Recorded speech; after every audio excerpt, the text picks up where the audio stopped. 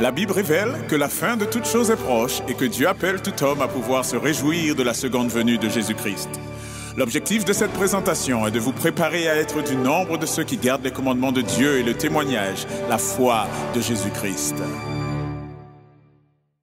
Le titre de ce rassemblement, pour aujourd'hui, c'est de Laodicée à l'église triomphante. Comme il est dit ce matin, par le biais de notre pasteur, Laodicée, nous avons cette époque, cette période, en 1844, après le départ de Philadelphie, le passage de Philadelphie à Laodicée en l'année 1844. Disons,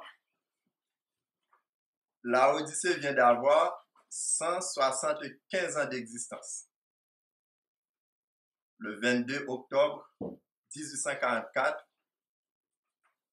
et le 22 octobre 2019, ça a bien fait 175 ans à cette période. L'Église de Christ a dû traverser cette période d'Éphèse, Smyrne, Pergame, Thyatire, Sardes, Philadelphie et Laodicée. Nous voici le peuple qui se trouve dans la dernière période de l'histoire de l'Église de Christ sur cette terre, dans la période de Laodicée. Et dans cette période, en ce temps-ci, Jésus-Christ a envoyé par l'apôtre Jean un message pour son Église qui se trouve dans cette période. Nous lisons ce message un peu partout dans la Bible. Mais nous allons considérer l'Apocalypse chapitre 3, les versets 14 à 22.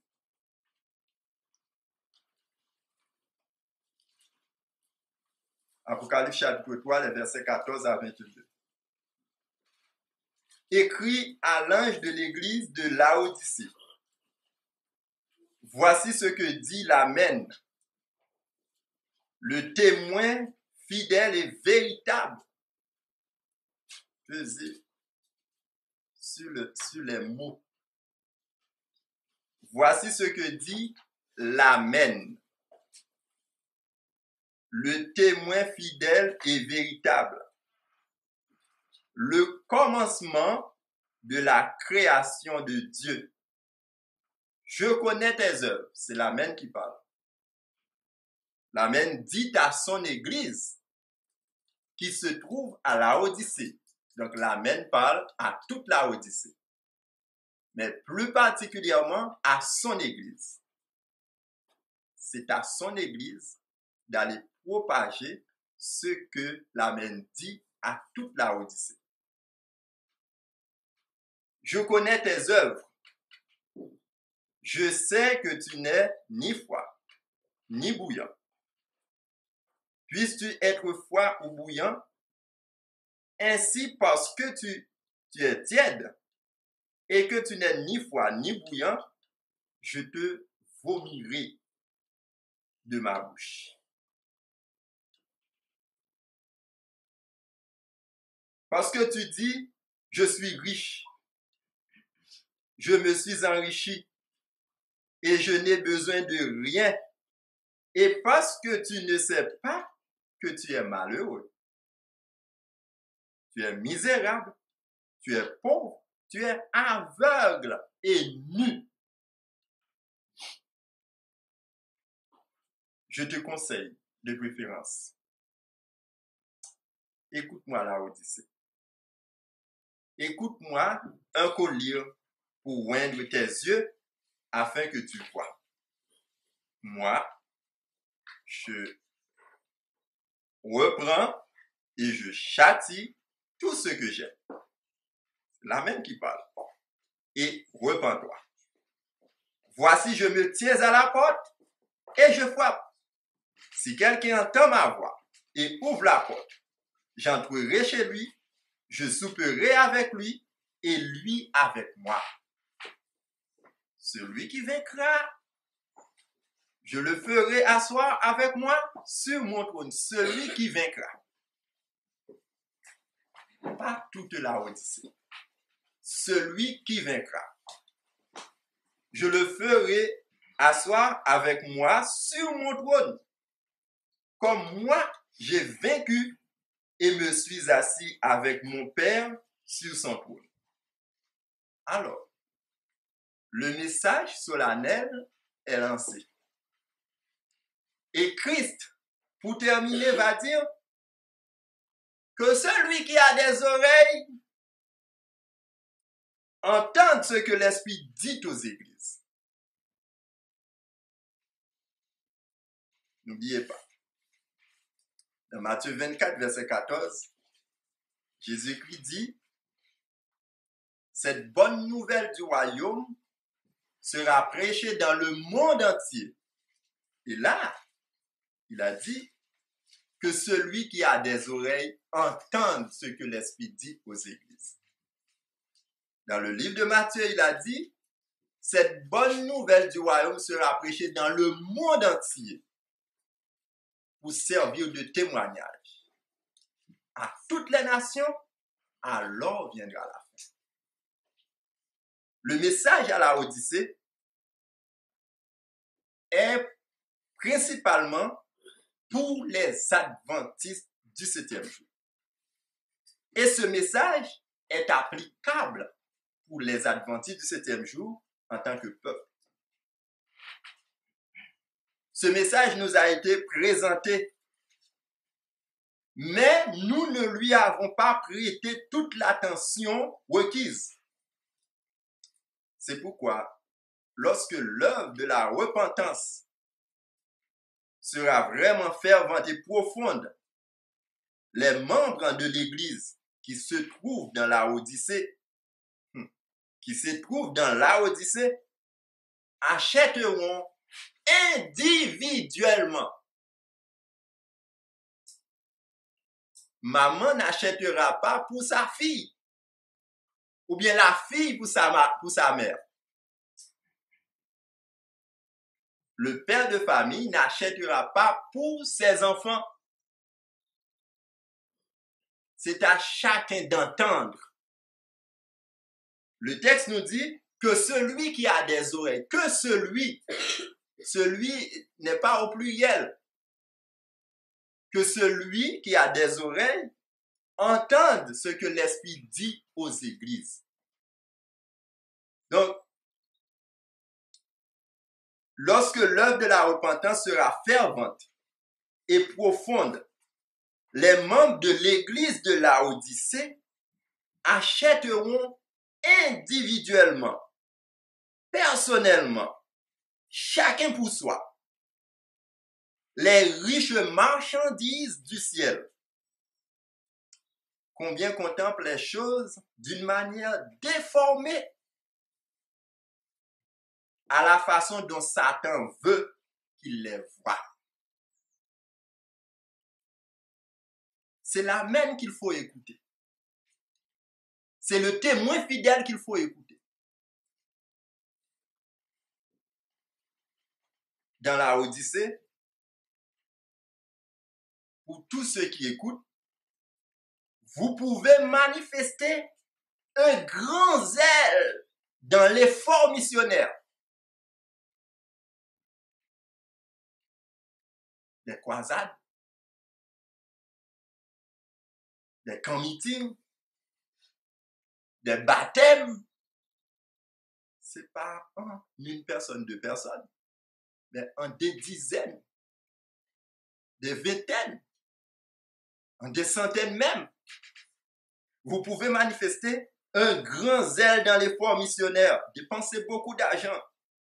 Et cependant, si cet effort est contaminé par l'égoïsme et a un goût très prononcé de moi, il ne vaut rien aux yeux de Dieu. Il ne vaut rien aux yeux de Dieu. Car c'est une offrande souillée, une offrande corrompue. À moins que la porte du cœur ne soit ouverte à Jésus, à moins qu'il n'occupe le temple de l'âme et que le cœur ne soit plein des attributs divins lorsque les actions humaines sont pesées dans les balances du ciel, elles seront déclarées légères. L'amour du Christ vous affranchira. Mais beaucoup ne comprennent pas que la valeur de son amour, ne comprennent pas la valeur de son amour, l'amour du Christ. Beaucoup ne se rendent pas compte que l'esprit qu'ils hébergent chez eux est privé de l'humilité et de la douceur de Christ. Ils ne comprennent pas que l'esprit qu'ils hébergent chez eux est dépouillé de l'amour qui les convertirait en canaux de lumière.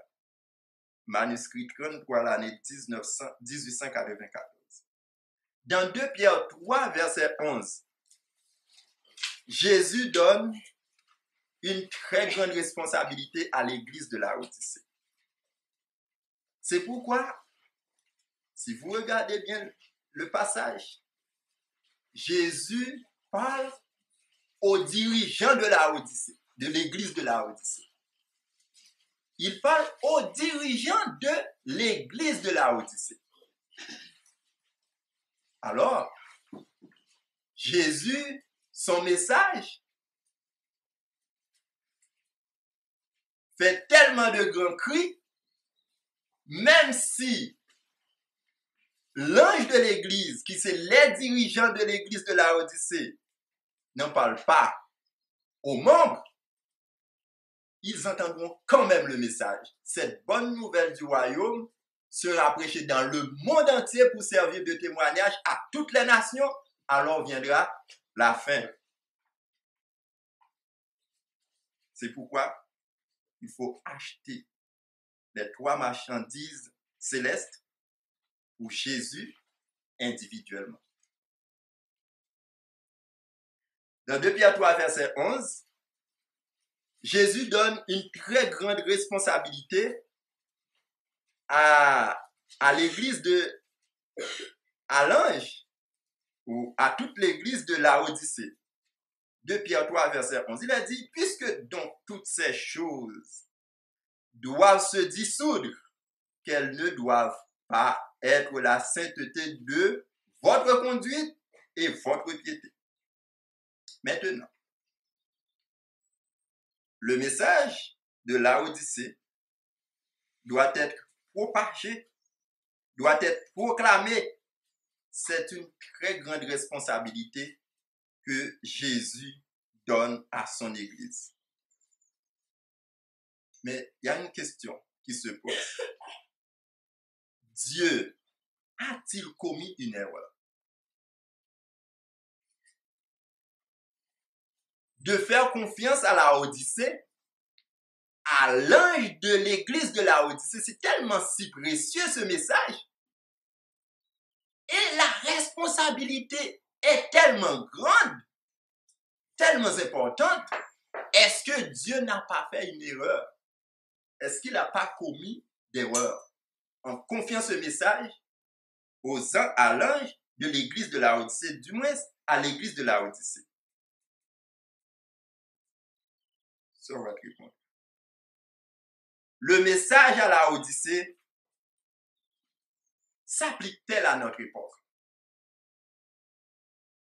Croyez-vous à ce message? Est-ce ce que ressentent vos cœurs? Ou dites-vous, malgré le grand rendez-vous du 14 mai 2020, continuellement, nous sommes riches, nous nous sommes enrichis et nous n'avons besoin de rien. La Odyssée, vous continuez à parler comme ça. La vérité éternelle aurait-elle été donnée en vain à cette nation pour être rapportée à tous les pays du monde? Dieu a choisi un peuple et le fait dépositaire d'une vérité pleine de conséquences éternelles.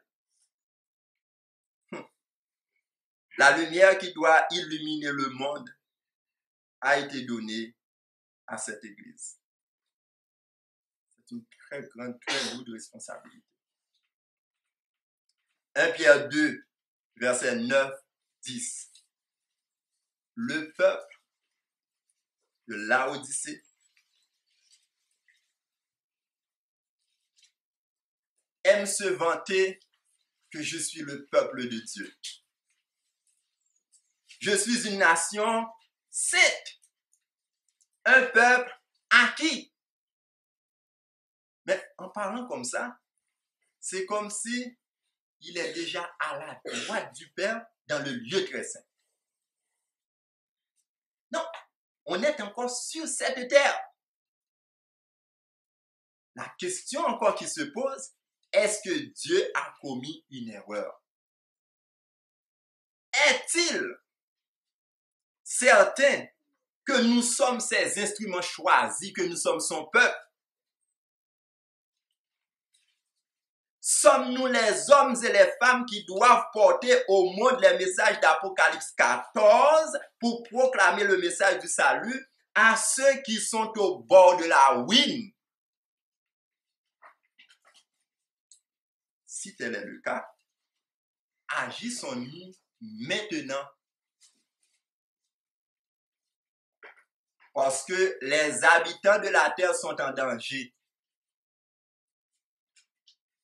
La vie éternelle de chaque personne sur cette terre est en danger.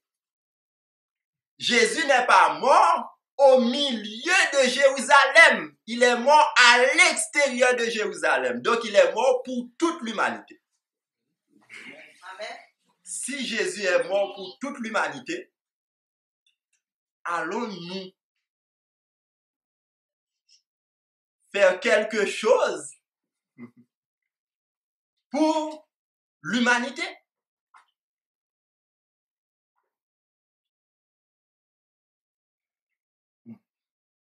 Dans Jean 14, verset 15, Jésus-Christ nous dit, mes enfants, la Odyssée, du moins l'Église adventiste du 7e jour, la dernière génération de l'Église de Christ sur cette terre, si vous m'aimez, gardez mes commandements. Faites ce que je vous ai dit. La Odyssée se contente d'être auditeur. Passe à l'action, il ne veut pas. Dans 1 Jean 2, verset 4, il est dit, celui qui dit, j'ai connu Jésus, mais qui n'obéit pas à Jean 14, verset 15, Christ dit, il est menteur. Il n'a point de vérité en lui. C'est-à-dire que Christ n'habite pas en lui. Alors la Odyssée, si vous ne faites pas le job, vous ne faites pas le boulot que le ciel vous a confié, vous êtes menteur. Et que Jésus n'est pas au milieu de vous. Vous êtes privé de Jésus. Et si vous êtes privé de Jésus, c'est l'autre, l'ennemi de nos âmes, qui prend la relève. Et c'est lui qui est en train de vous conduire. Le message à la Odyssée s'applique à tous ceux qui disent garder la loi de Dieu. Ce n'est pas aux protestants apostat. Ce n'est pas au catholicisme.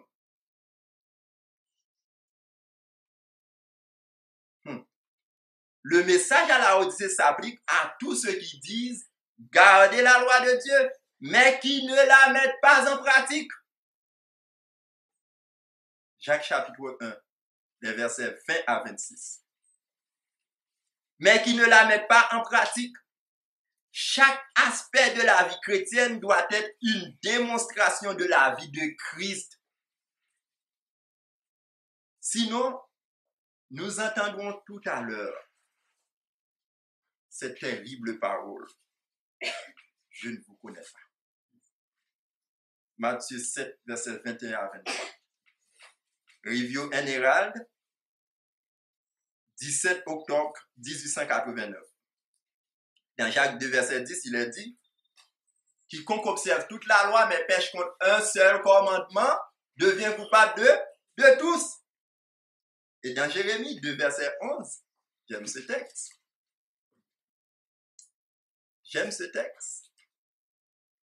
Jérémie 2, verset 11. Nous lisons. Dans Jérémie 2, verset 11, il est dit « Y a-t-il une nation qui change ses dieux? Quoiqu'ils ne soient pas des dieux. Et mon peuple, l'église adventiste du 7e jour, l'église de Laodicée, a changé sa gloire contre ceux qui n'est d'aucun secours. »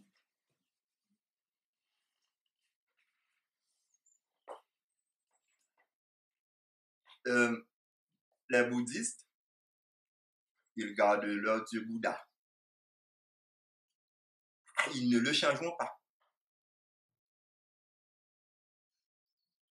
Le peuple musulman, ils gardent leur Dieu.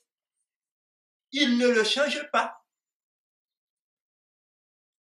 Le catholicisme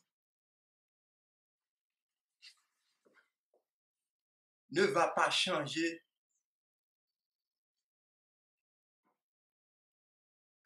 leur Dieu pour notre Dieu en parlant de la papauté du système. Mais nous changeons notre Dieu contre celui de la papauté. Le peuple adventiste du 7e jour, le peuple de Laodicée, à qui Jésus écrit ces belles paroles, fait honte à son père. Il a changé son père contre celui qui ne peut pas le porter secours. Vous allez voir. À l'arrivée de la promulgation de la loi du dimanche, vous allez voir. Qui va lui porter secours?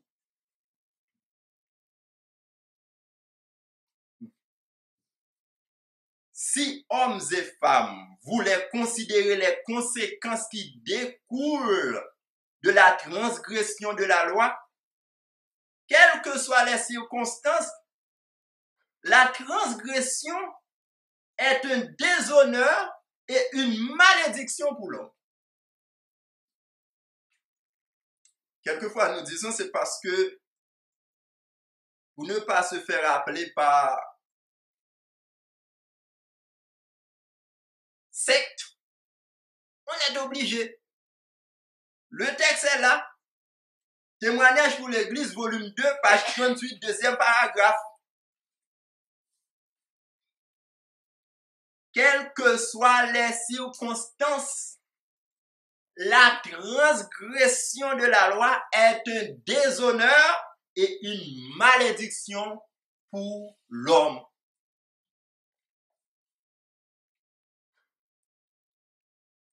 Jésus disait, vous serez pas aimés de tous, haï de tous à cause de son nom. En tant qu'ambassadrice du Christ, le mot de la servante du Seigneur, je vous supplie, vous qui prétendez posséder la vérité présente, de discerner promptement toute approche de l'impureté,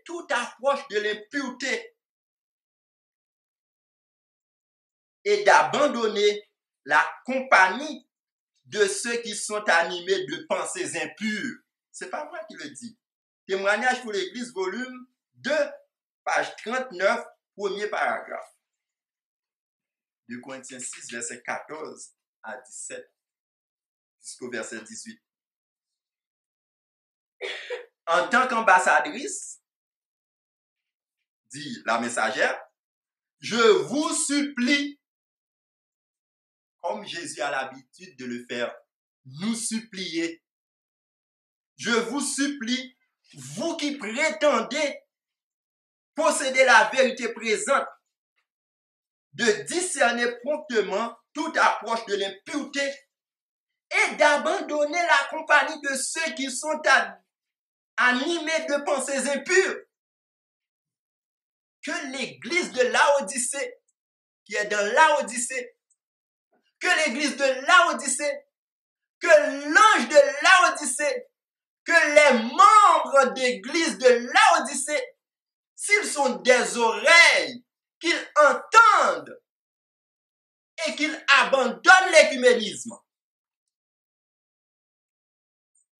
Parce que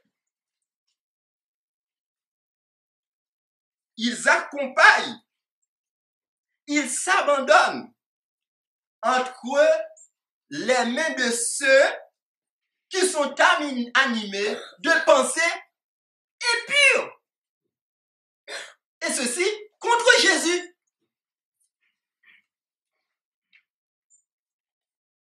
Contre Jésus. Si vous m'aimez, écartez mes commandements. Sortez-vous du milieu de ces gens. Si vous m'écoutez, si vous m'entendez, et si vous m'écoutez.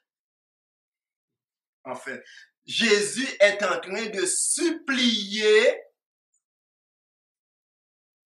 l'église de Laodicée.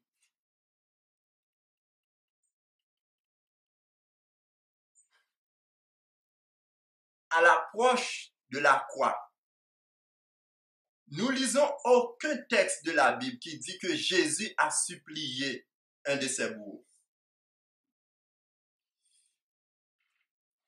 pour qu'il le laisse la vie. Jésus est mort.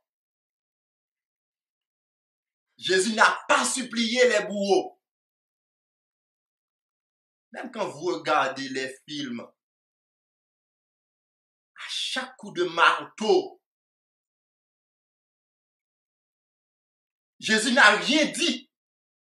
Et maintenant, pour nous ramener au ciel, Jésus est en train de nous supplier d'abandonner l'écuménisme, d'abandonner la compagnie de ceux qui sont animés de mauvaises impures, de pensées impures. Ils sont tous contre Jésus. Ils sont tous contre Jésus. Et Jésus nous a rachetés. Jésus est mort pour nous racheter. Enfin, en 1844, en 1844,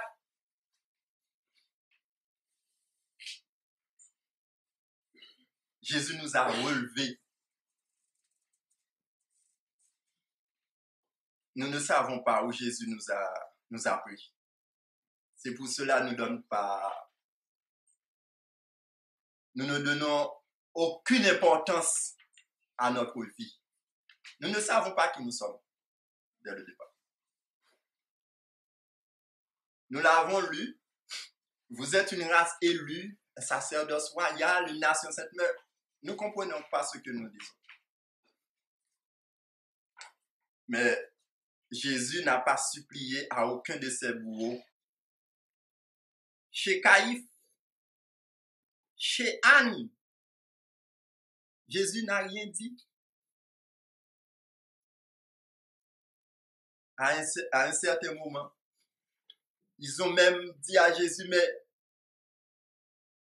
tu dis rien?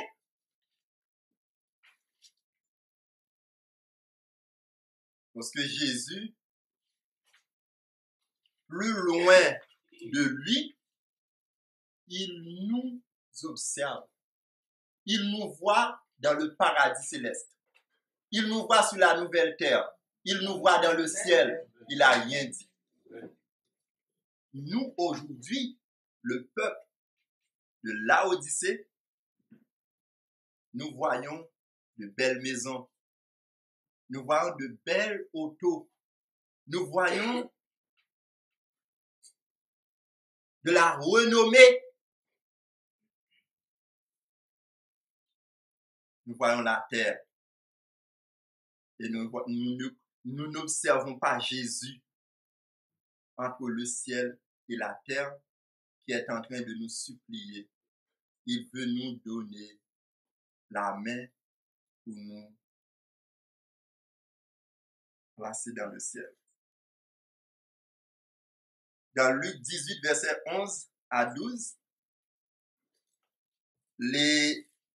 l'église de Laodicée est comparée à cet homme, le pharisien, qui se dit, qui est en train de frapper, de parler de lui.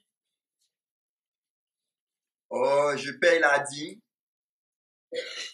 Au lieu de jeûner une fois par semaine, je jeûne 2 fois. Donc, je ne suis pas comme le pauvre publicain qui est à côté. Je suis supérieur à ce pauvre publicain. Est-ce que l'église de Laodicée n'est pas en train de parler comme ça?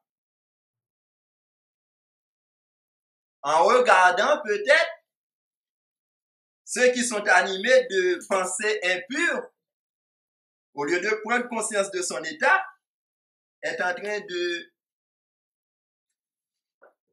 pointer le doigt sur les protestants apostats. L'église de Laodicée, est-ce qu'elle est en train pas de, au lieu de, disons, je vous déclare au nom du Seigneur que ceux qui ont reçu de grandes lumières, sont aujourd'hui dans l'état décrit par Christ dans son message à Laodicée. Ils pensent être riches, comme le pharisien, s'être enrichis, et ils pensent qu'ils n'ont besoin de rien. Que dit Jésus? Sans moi, vous ne pouvez rien faire.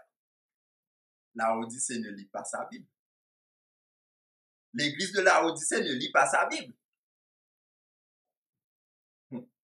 Si vous avez, la servante du Seigneur qui parle, dans Lettre 5, l'année 1897, si vous avez une certaine estime pour vos âmes, à l'église de Laodicée qu'elle s'adresse, si vous avez une certaine estime pour les paroles du grand conseiller, du grand témoin, le témoin fidèle, si vous avez une certaine estime pour les paroles du témoin fidèle, pour les paroles de l'Amen, de celui qui est le commencement et la fin, le premier et le dernier, celui qui est, qui était et qui vient.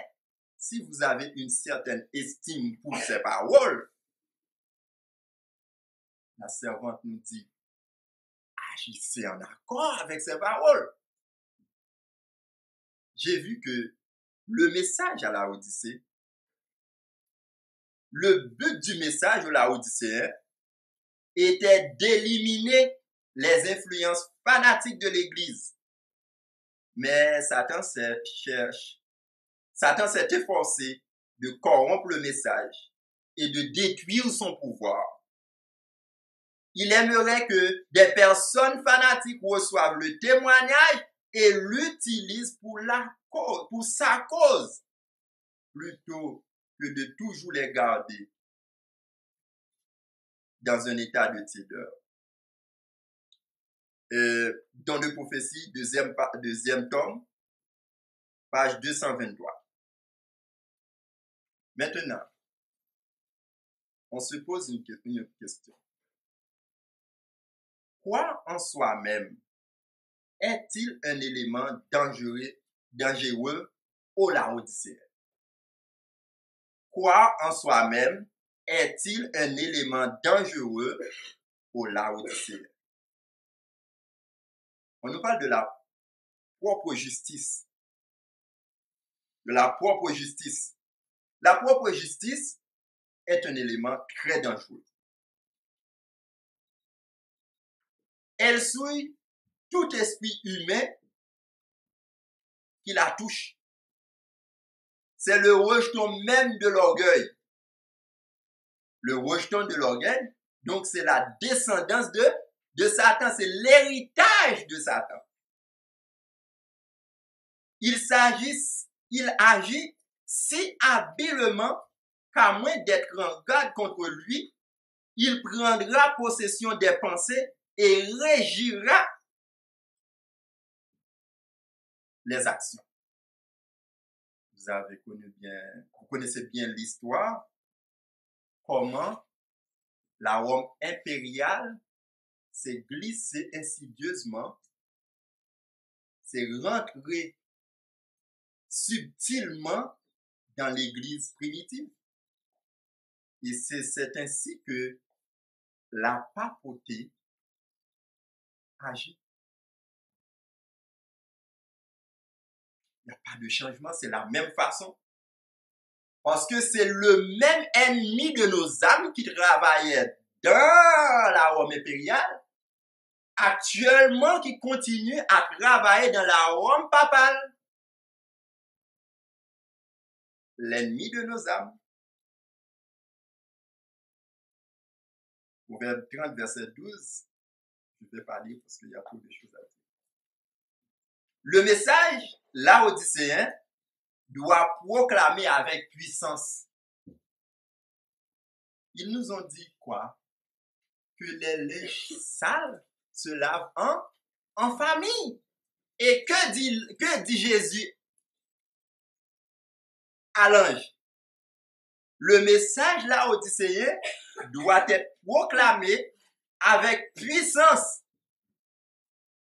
Il faut que le message soit devenu un grand cri. D'abord à l'intérieur de nous, et après, il faut que le message aille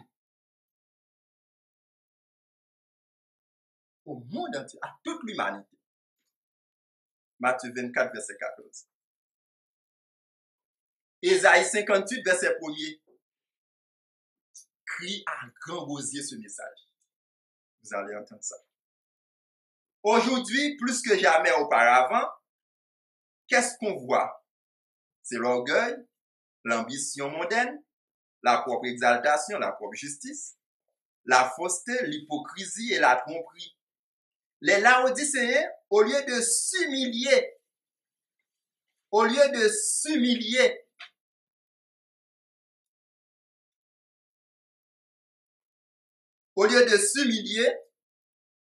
prononcent de grandes paroles emphatiques de vanité et disent: je suis riche, je me suis enrichi et je n'ai besoin de rien. Cependant, dit Jésus de Nazareth, ils sont malheureux, misérables, pauvres, aveugles et nus.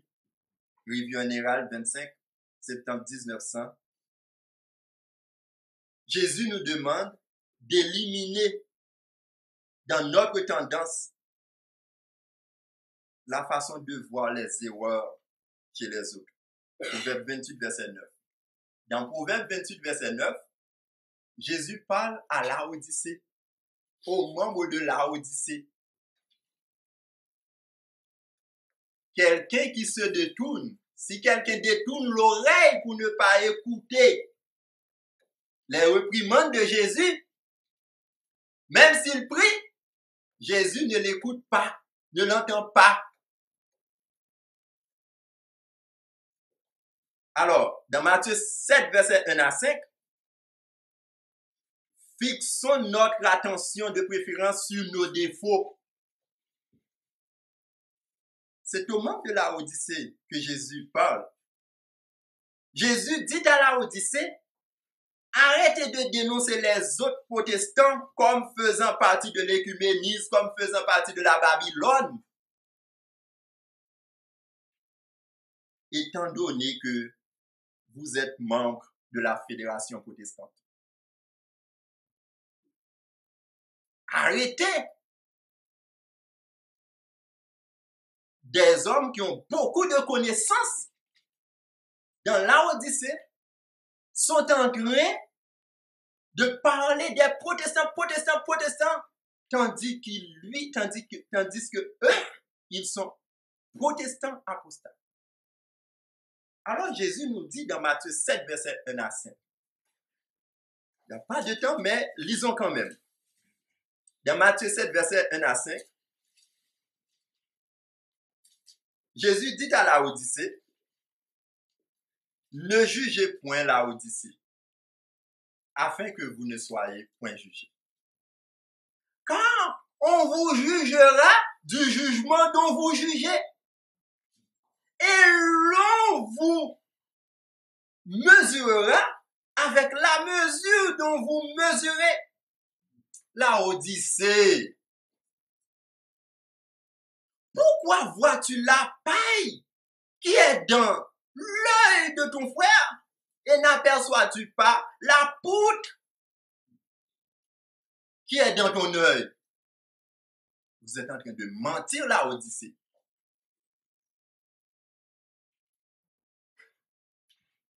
Ou comment peux-tu dire à ton frère, laisse-moi ôter une paille de ton œil, toi qui as une poutre dans le tien?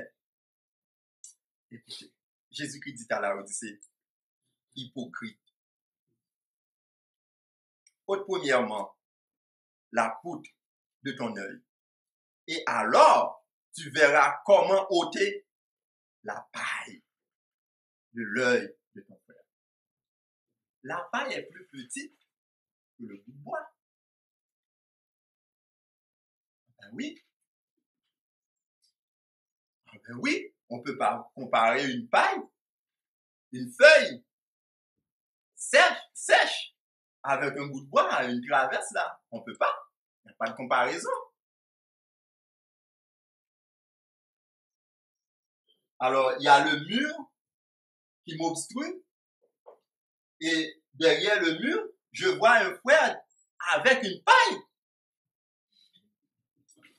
dans son œil.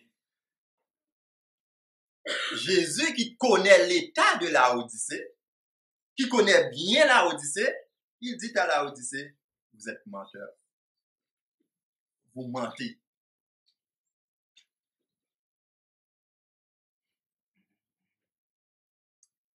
Et Jésus demande à Laodicée d'arrêter de dénoncer les autres comme babyloniens, tandis que vous mangez avec eux, vous buvez avec eux. C'est pas que vous ne devez pas manger et buvez, mais vous mangez dans leur nourriture. Jésus mangeait avec les pharisiens. Ah oui, Jésus mangeait avec les pharisiens. Jésus rentrait dans la maison des pharisiens, il mangeait avec eux. Mais il ne mangeait pas ce qui est interdit avec les pharisiens. Et les pharisiens, ils ne mangeaient pas aussi des choses abominables. Mais aujourd'hui, c'est avec les ennemis de Jésus que nous mangeons. Et ils nous empoisonnent. il nous empoisonne. Le texte a dit que celui qui a des oreilles entende ce que Jésus dit aux membres de Laodicée. OK? Votre propre justice provoque pour Jésus des nausées.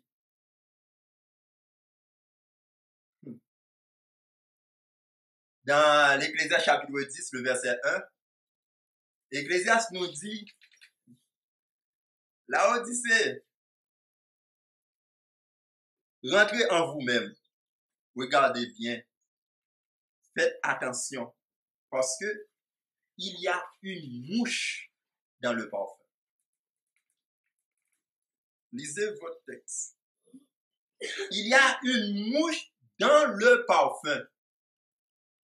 Dans le sanctuaire, le parfum représente Jésus.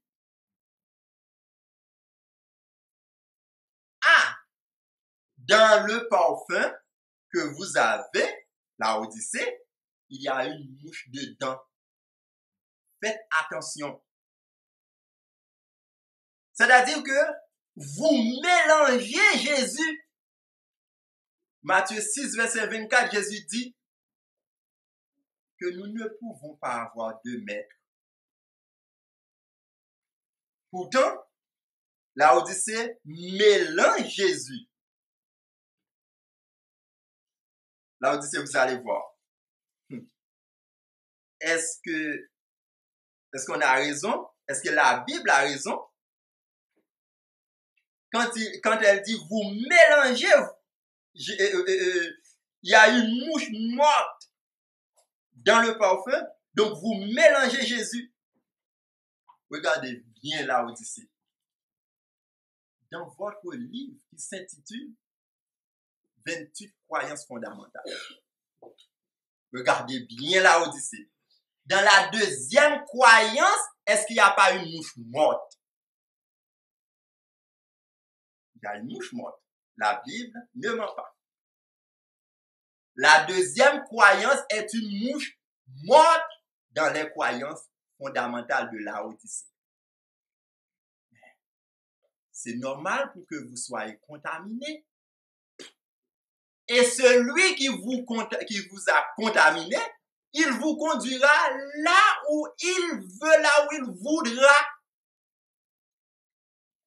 Sauf si vous entendez la voix de l'Esprit, que celui qui a des oreilles pour entendre ce que l'Esprit dit aux églises, ce que Jésus dit aux églises, disons, aux membres de l'église de Laodicée.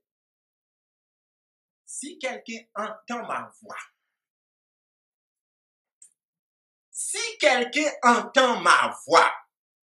Apocalypse 3, verset 20, c'est Jésus qui parle. Si quelqu'un entend ma voix,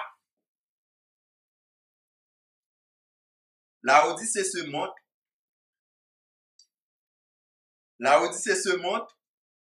pire que les incrédules.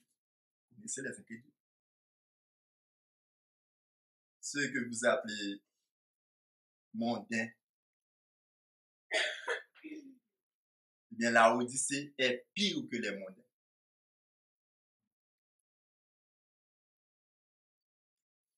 Nous avons une très grande citation, mais il n'y a pas de place. Laodicée est pire que les mondains.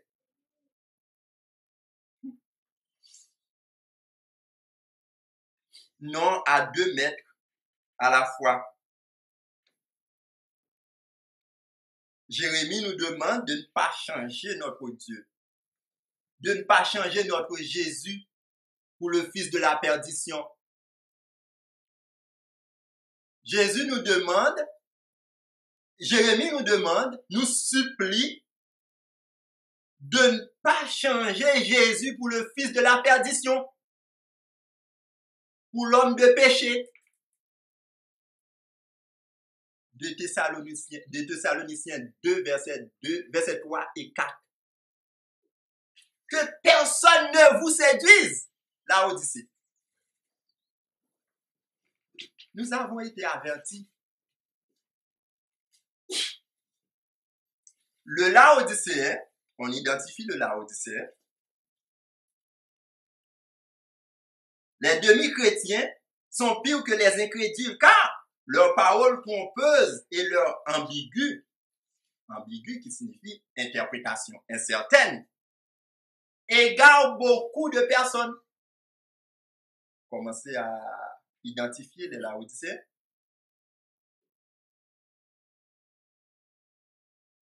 Dans le questionnaire, ils égarent. Il faut être comme Jean-Baptiste. On est dans les toutes dernières secondes de l'histoire de ce monde. Dans leur questionnaire, ils égarent. Ils interprètent. Ils donnent des interprétations incertaines. Dans leurs croyances fondamentales, ils égarent.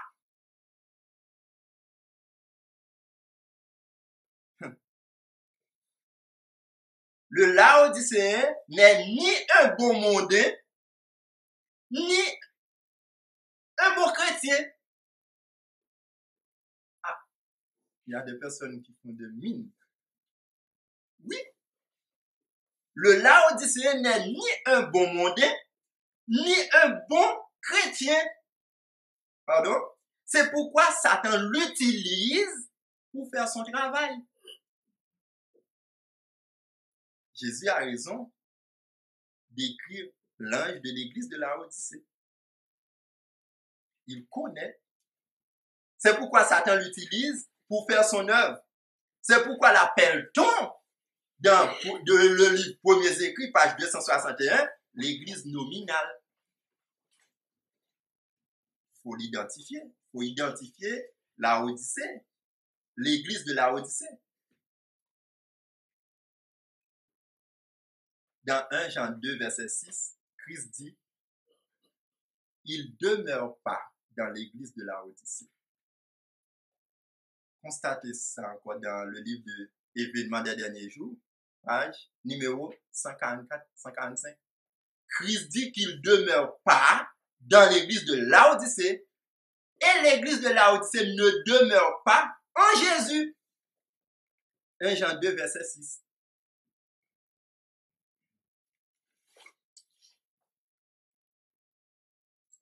Luc 13, verset 24 à 30 nous parle de la rétribution des demi-chrétiens. De la Odyssée. Il existe ceux qui disent servir Dieu, bien qu'ils témoignent contre Dieu.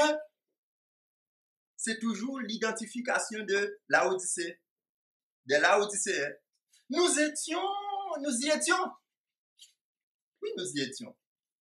C'est pourquoi aujourd'hui, nous chantons les choses que nous mangions, nous les mangeons plus.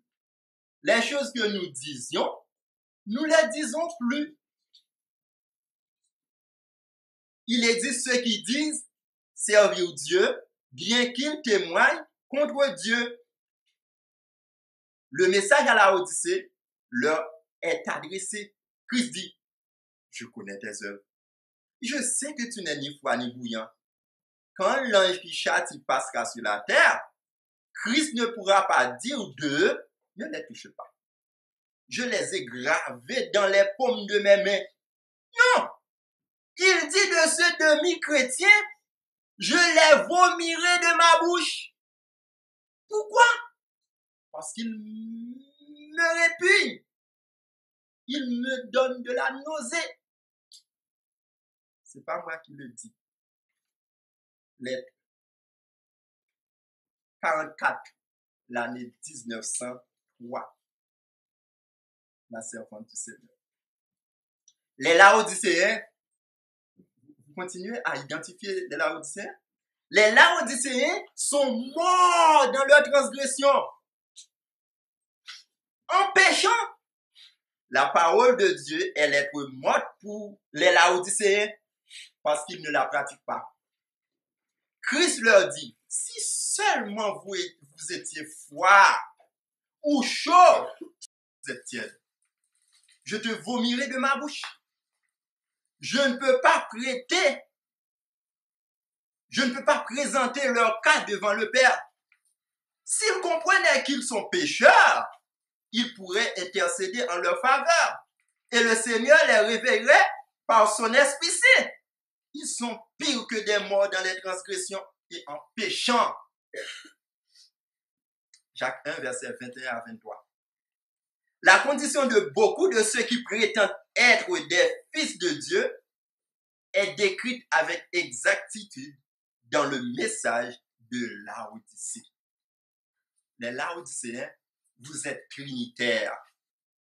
Vous avez un Dieu trinitaire. Un Dieu qui s'appelle le Dieu de la Trinité. Vous avez Satan ou Père. Jean 8, verset 44. Mais est-ce que c'est parce que Jésus est la Odyssée qui fait que Jésus parle comme ça à cette église, à l'église de la Odyssée? Vous lisez le verset 19. Jésus dit qu'il châtie et reprend ceux qu'il aime. Jésus veut que la Odyssée soit changée. Si toute l'église de la Odyssée ne veut pas changer, que celui qui a des oreilles entende ce que Jésus dit.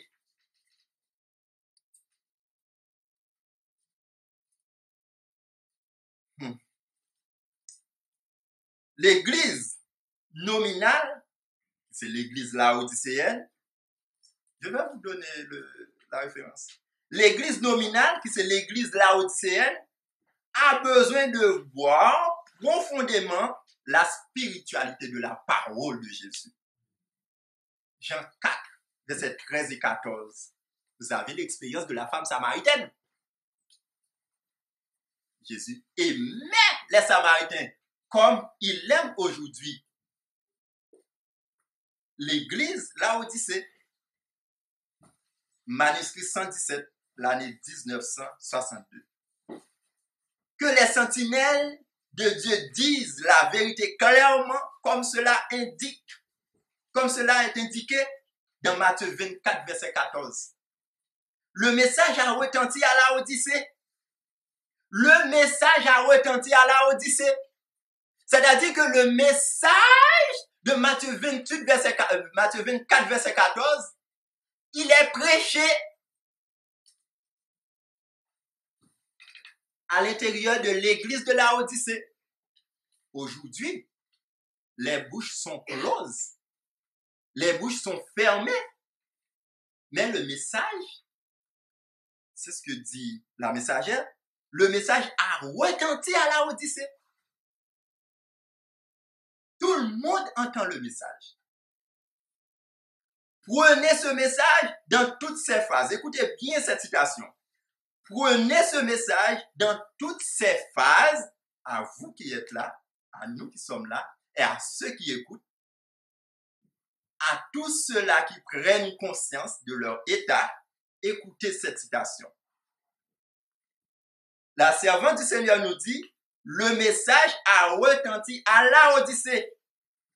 Prenez ce message dans toutes ses phases.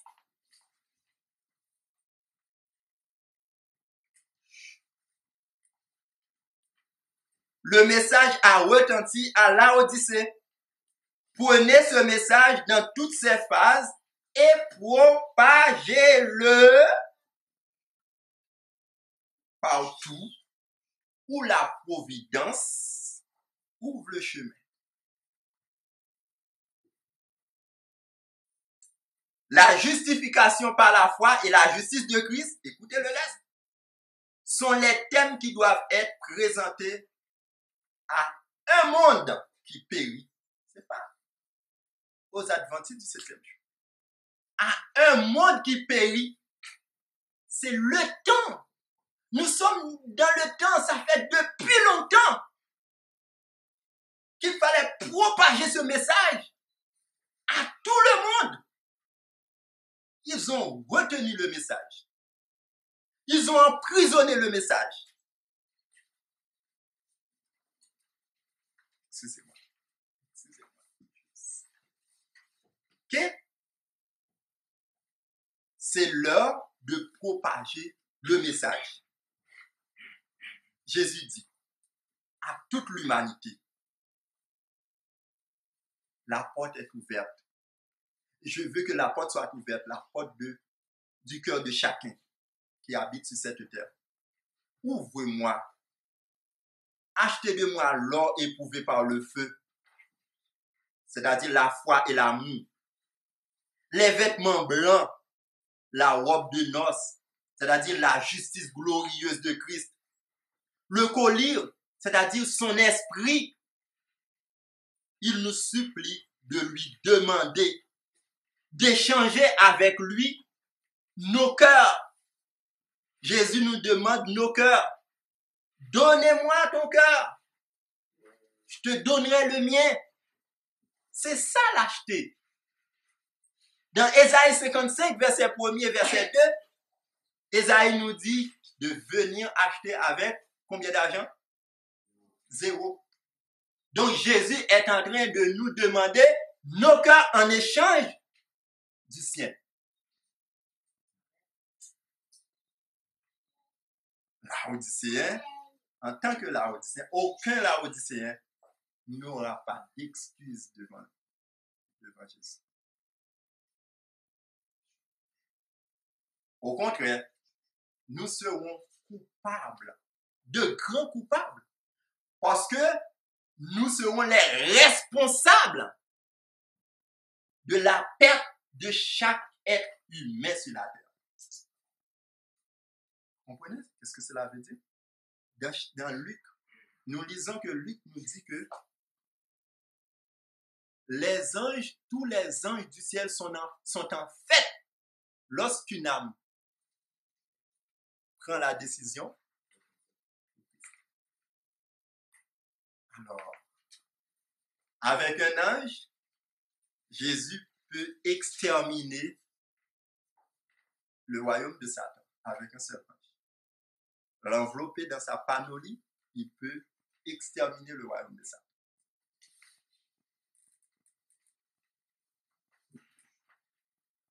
Et donc Jésus veut que nous achetions ces 3 choses spirituelles. Ouvrons-nous donc la porte de notre cœur à ce visiteur céleste. Apocalypse 3, verset 18. Donc, aujourd'hui, l'Église, Jésus veut que l'Église soit brillée. Il veut une Église brillante.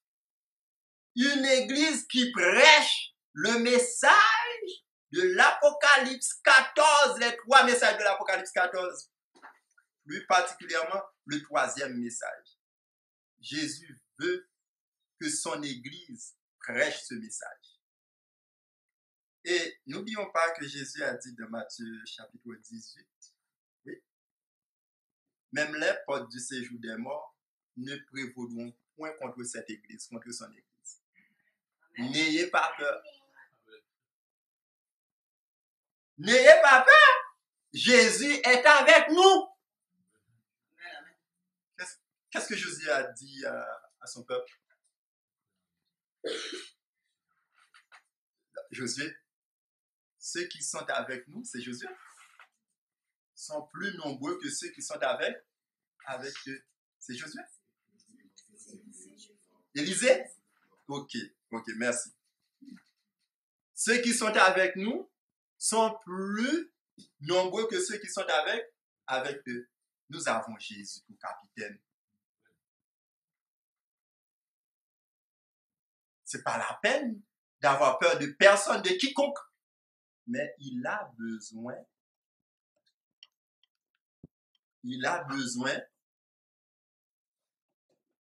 d'une Église pure, d'une Église sans péché, d'une Église irrépréhensible, d'une Église sans tache, d'une Église irréprochable. Alors, écoutons la voix de Jésus. Écoutons la voix de Jésus. Obéissons à ses commandements. Achetons à Jésus. Achetons pour Jésus. Du moins, échangeons nos cœurs à celui de Jésus. Achetez de Jésus la foi et l'amour. Achetez de Jésus sa justice. Le collier qui est son esprit. Si nous sommes dans cet état, nous serons purs. Nous serons sans péché. Nous serons irrépréhensibles, irréprochables. Et ainsi, Jésus pourra nous présenter à son Père. C'est ce qu'il dit à l'église de Laodicée.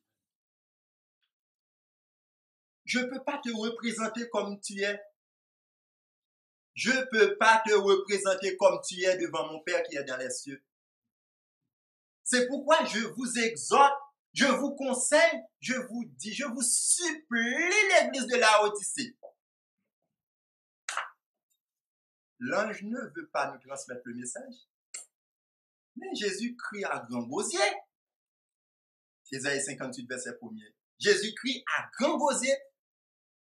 Nous ne pouvons pas dire que nous n'entendons pas, nous n'écoutons pas, nous ne connaissons pas le message. Alors, l'église pure, l'église sans tache, l'église irrépréhensible, Jésus l'aura. Que l'on veuille ou non, avec tous ceux qui écoutent et qui obéissent, cette église, nous la verrons tout à l'heure. L'importante question qu'il faut poser, est-ce que moi, je serai dedans? C'est ça la question. Que l'on veuille ou non, cette église que Jésus cherche actuellement, il l'aura. Et il est en train de travailler. Il est en train de travailler partout sur la terre. Mais qu'est-ce que ce Wet nous dit? Le message a retenti à Laodicée, toute l'époque. Prenez ce message dans toutes ses phases et propagez-le partout où la providence ouvre le chemin. Donc, si les Laodicéens, les membres de l'église de Laodicée ne veulent pas ce message, prêchez-le ailleurs. Dans une citation, ça aurait dit aux dirigeants de l'organisation adventiste du 7e jour. Alors, c'était la première organisation. Maintenant, c'est la deuxième. C'est une deuxième organisation. Vous ne lisez pas ça dans le livre Message choisi, volume 1, à la page 238 et 239. Entre-temps, Sir White était en train de parler avec la première organisation, pas celle qui est là maintenant. Elle disait que... Pas la référence. Elle disait que je suis plus à l'aise. Je me sens mieux avec les mondains qu'avec vous. Donc le message, la parole de Dieu passe plus facilement, traverse plus facilement les cœurs des mondains que les demi-mondains de Laodicée. C'est parce que la messagère n'aime pas ses frères. C'est parce que la messagère n'aime pas ses frères qui parle à travers la messagère. C'est pas Jésus. C'est comme ça les Laodicéens donnent de la nausée à Jésus jusqu'à ce que Jésus dise, eh bien, je te vomis.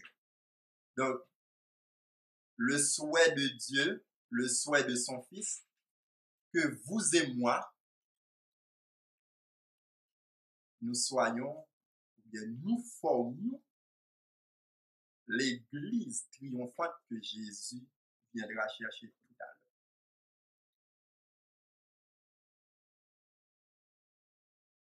C'est écrit. C'est écrit. Il y a d'autres intervenants tout à l'heure qui vous expliquera un peu plus profond. Eh bien,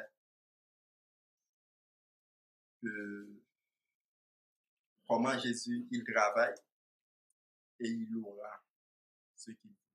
Vous avez vu à la fois, Jésus a remporté la victoire. C'est ce qu'il cherchait. Tu dis rien? Il dit rien. C'est ce qu'il cherchait. Et sur la croix, il a écrasé la tête de Satan. C'est ce qu'il cherchait. Nous arrêtons là ce matin.